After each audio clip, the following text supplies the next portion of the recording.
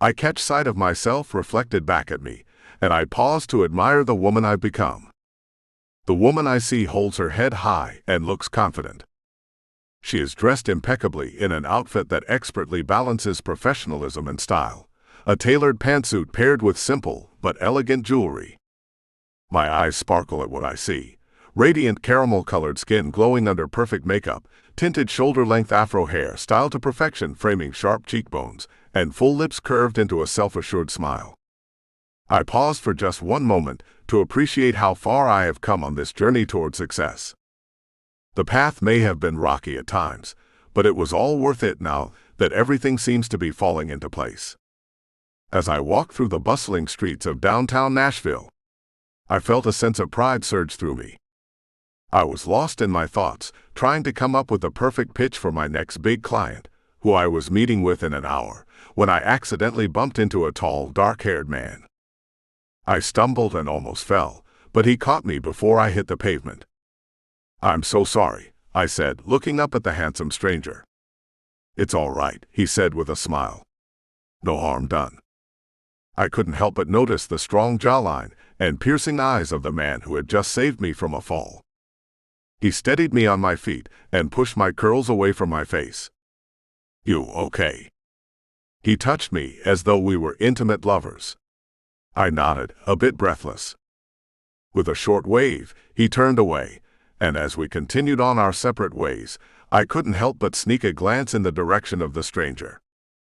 I wondered what he was like, what he did for a living, and if he was single. I wondered if I should have asked for his number. Later that night, I sat in my favorite restaurant, Miss Saigon, sipping wine while I waited for my shrimp tempura. I checked my work email on my phone just to stay busy. My pitch had worked, and I had just closed one of the biggest deals in my career. I was elated and wanted to celebrate. I thought about the handsome stranger I'd fallen into his arms this morning and glanced around the room. Unbelievably, the same man I'd just been thinking about walked in. He was dressed differently, this time more casually, but with his short afro curls and honeysuckle eyes, I would know him anywhere. He wore a black turtleneck that showed off his broad shoulders over black jeans that emphasized his height. I watched him make his way across the room. I couldn't help the warm feeling that flowed through my body. There was something about him that made my heart skip a beat. When he came close to my table, I said, "Hi." I smiled, hoping I was charming enough.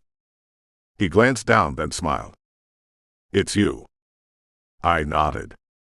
I'd been beating myself up for not getting his number this morning, and wasn't going to make the same mistake twice. "Yeah, it's me. Are you meeting someone, or can you join me?" "No, I'm on my own. Just finished a meeting, and thought I'd get a quick bite before I head home." He sat down. "Thanks." He looked up at the waiter who had just stepped over to us.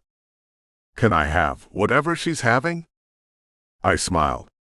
"And a bottle of wine." When he turned surprised eyes at me, I said, "Actually, I'm celebrating tonight. I just landed a big one." "Well then, give us a bottle of the best wine you have." He had a lopsided kind of smile, and I found it very magnetic. "I'm Chase." "Madison.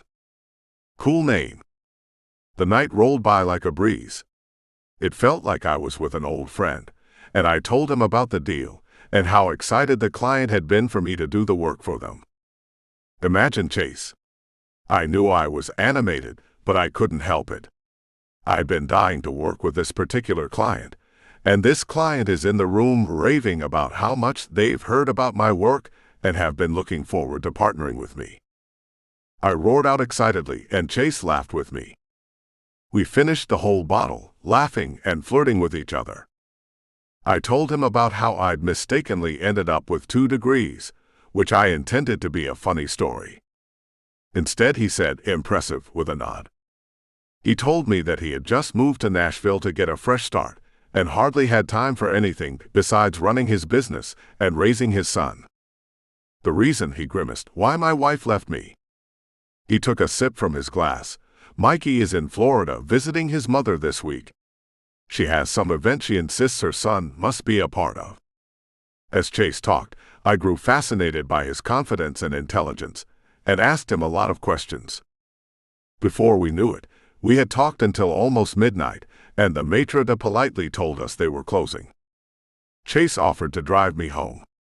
His car was a silver BMW 760i, and I knew instantly that Chase had class. Soft jazz filled the air as the car moved through the quiet streets toward my apartment building. I was very attracted to Chase and continued to steal glances at him, wondering if he felt like kissing me as much as I felt like kissing him. The car pulled up at the entrance to my apartment and said, "Well, this is me." Really? We're neighbors. I live in the next block. I couldn't stand it anymore. I leaned over and kissed Chase. The chemistry between us had been electric all evening, and I didn't want to waste any more time.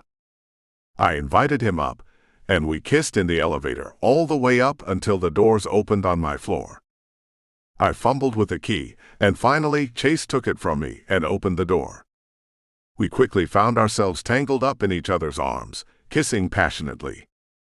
I led Chase into my bedroom, where we spent the night exploring each other's bodies. The next morning when I woke up, Chase was dressed and pulling on his shoes. I stretched a hand to touch him, but he moved out of my reach. I sat up, a little surprised. "Good morning." He mumbled something and didn't look at me. I felt a pang of disappointment. I had seen these types of things before. Accomplished men who wanted to enjoy intimacy without making any commitments.